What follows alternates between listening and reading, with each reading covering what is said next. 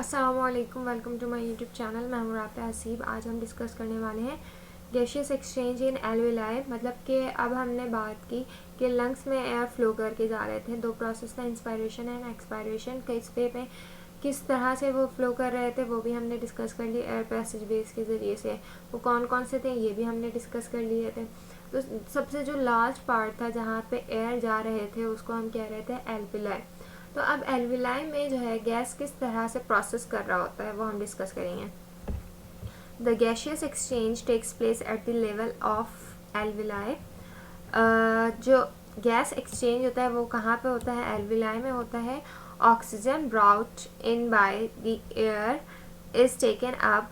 ठीक है, ऑक्सीजन जो है हम एयर जो है मतलब ऑक्सीजन वो कहाँ से मिल रहा होता है? एयर में मौजूद होता है। वो कहाँ मूव कर रहा होता है? हमारे लंग्स के पास। लंग्स में जो है हमारी छोटे बारीक बारीक से कैपिलरीज मौजूद होती हैं जिसमें जो है ब्लड फ्लो कर रहा होता है। और ये ब्लड के पास क्या होता है? हीमोग्लोबिन। हीमोग्लोबिन क्या करता है कि ऑक्सीजन को कैरी करता है। ठीक है, ऑक्सीजन को कैरी करता है। इसी तरह से जो हमारी बॉडी का कार्बन डाइऑक्साइड होता है वो भी हमारे ब्लड में शामिल होता है। तो ये क्या करता है? कार्बन डाइऑक्साइड को ब्लड से आउट करता है और ऑक्सीजन को इन करता है। सही है। और ये कहाँ पे प्रेजेंट होता है? एल्वेलाई में। This gaseous exchange involve diffusion. इस ये जो गैशियस एक्सचेंज होता है वो कौन से प्रोसेस से होता है? डिफ्यूजन के ज़रिए। मैंने बताया ना प्रेशर के बारे में कि हाई से लो की तरफ। तो इस तरह की मूवमेंट को हम डिफ्यूजन कहते हैं। Which becomes possible at the level because both alveolus and blood capillaries are only one cell layer in thickness. अच्छा, ये दोनों पॉसिबल इसलिए हैं क्योंकि जो हमारे दोनों मिलकर जो है ना alveolus and blood capillary gas exchange का प्रोसेस करवा रहे होते हैं। ये किस लिए पॉसिबल है? क्योंकि ये दोनों ही सिंगल सेल से बने हुए होते हैं। बहुत बारीक सी लाइन होती है तो आसानी से जो है गैस एक्सचेंज हो जाता है। अच्छा, यहाँ पे आप composition of inspiration and expiration. जब हम सांस ले रहे होते हैं, ब्रीथिंग का प्रोसेस होता है तो एयर में सिर्फ ऑक्सीजन मौजूद नहीं होता या कार्बन डाइऑक्साइड मौजूद नहीं होता, और भी गैसेस मौजूद होते हैं या और भी कंपोनेंट्स मौजूद होते हैं जो कि हम एयर के साथ उसको इन कर रहे होते हैं अपनी बॉडी में।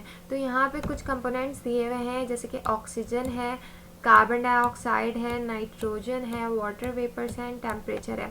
तो ऑक्सीजन जो है हम इन्वायरमेंट से 21% लेते हैं अगर हम एयर की बात करते हैं। अगर वाटर के एनिमल की बात करेंगे, वाटर के जितने भी ऑर्गेनिज्म हैं वो 5% लेते हैं।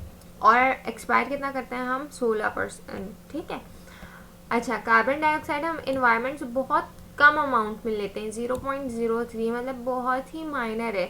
लेकिन हम अपनी बॉडी से सबसे ज़्यादा वेस्ट जो है कार्बन डाइऑक्साइड के फॉर्म में रिलीज़ कर रहे होते हैं, अबाउट 4%। अच्छा, नाइट्रोजन जो है हम जितना लेते हैं ना, इनहेल करते हैं, उतना ही जो है एक्सहेल कर देते हैं। इसके अलावा वाटर वेपर्स जो आबी बुखारात होते हैं, इन्वायरमेंट में नमी होती है, ह्यूमिडिटी होती है, वो वेरिएशन आती है। मतलब कि वेरिएबल्स होते हैं। जिस तरह का इन्वायरमेंट होता है, जिस तरह का वेदर होता है, उसी तरह से जो है हम इन एंड आउट का प्रोसेस हो रहा होता है इंस्पायरेशन एंड एक्सपायरेशन का।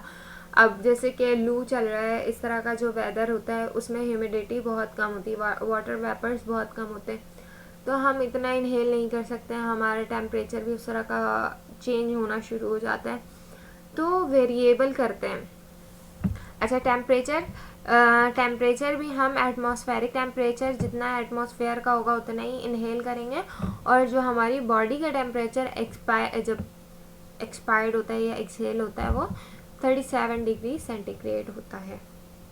ठीक है, तो ये थी about composition of inspiration and expiration. अच्छा, नेक्स्ट जो हम बात करेंगे ये तो एक प्रैक्टिकल है।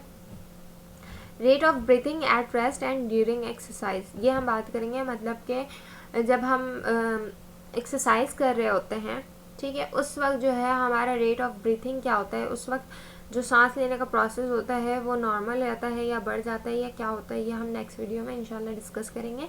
तब तक के लिए अल्लाह हाफिज़, टेक केयर।